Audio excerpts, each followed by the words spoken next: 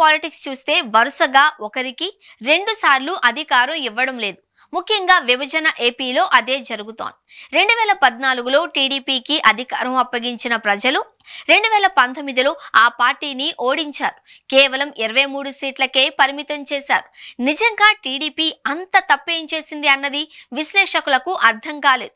నిజంగా ఓడినా అంత తక్కువ నంబర్ ఎలా ఇచ్చారు అన్నది కూడా ఎవరు విశ్లేషించలేకపోయారు. ఇక 2024 ఫలితాలు చూస్తే వైసీపీకి దిమ్మ తిరిగేలా వచ్చాయి. టీడీపీకి 23 ఇస్తే అందులో సగం అన్నట్లుగా కేవలం 11 సీట్లను మాత్రమే వైసీపీకి ఇచ్చారు.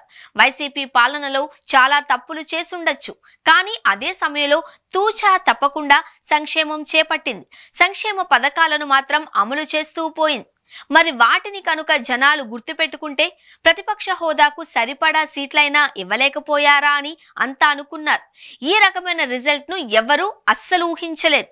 అయితే దీనిని పరిశీలించిన వారికి ఒక విషయం అయితే స్పష్టంగా అర్థమవుతోంది. అదేంటి అంటే ఏపీలో ప్రజల ఆశలు ఆకాశమే హద్దు అన్నట్లుగా ఉన్నాయని, అవి ఎన్నికకు పెరిగిపోతున్నాయే అని అంటున్నారు. అంతేకాదు తమిళనాడులో మాదిరిగా ఏపీ ఓటర్లు కూడా ఆలోచిస్తున్నారు అని చెప్పొచ్చు.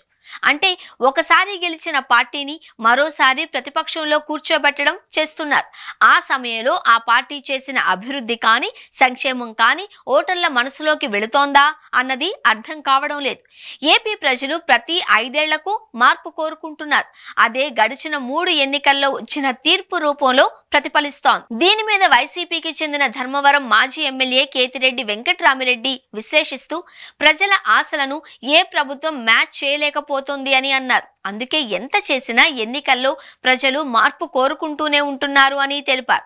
ఆ విధంగా చూస్తే 2029 ఎన్నికల్లో టీడీపీ కూటమి ఎంత బాగా చేసింది అన్నది క్రెడిటేరియర్ గానే ఉంటుంది అని, జనాలు మార్పు కోరుకుంటే వైసీపీకే ఖచ్చితంగా అధికారం దక్కుతుంది అని ఆయన విశ్లేషించారు. అయితే ఇదే రకమైన ఆలోచనలలో వైసీపీ అధినాయకత్వం కూడా ఉంది అంటున్నారు.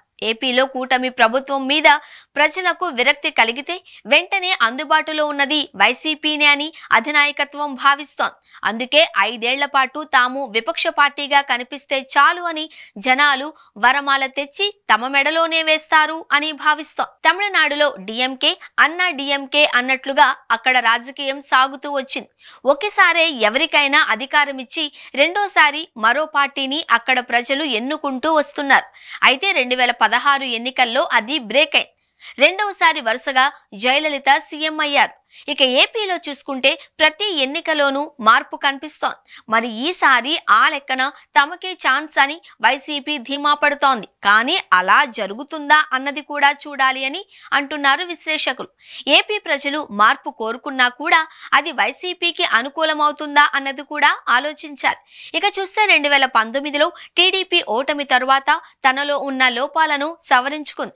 అంతేకాదు భేషజాలకు పోకుండా మిత్రులను కూటమి కట్టింది. కానీ వైసీపీ అతి ధీమాకు పోయి తన పార్టీని పటిష్టంగా నిర్మించుకోకుండా ఉంటే అప్పుడు ప్రజలు వైసీపీకే పట్టం కడతారు అన్న నమ్మకం ఎలా ఉంటుంది అని కూడా అంటున్నారు. పార్టీని చక్కదిద్దుకోవడం, చేసిన తప్పులు తిరిగి చేయకుండా ఉండడం, ప్రజల మన్ననలు పొందేలా వ్యవహరించడం వంటివి చేయడం ద్వారానే వైసీపీ తిరిగి జనాదరణను పొందగలదు అని భావించాలి.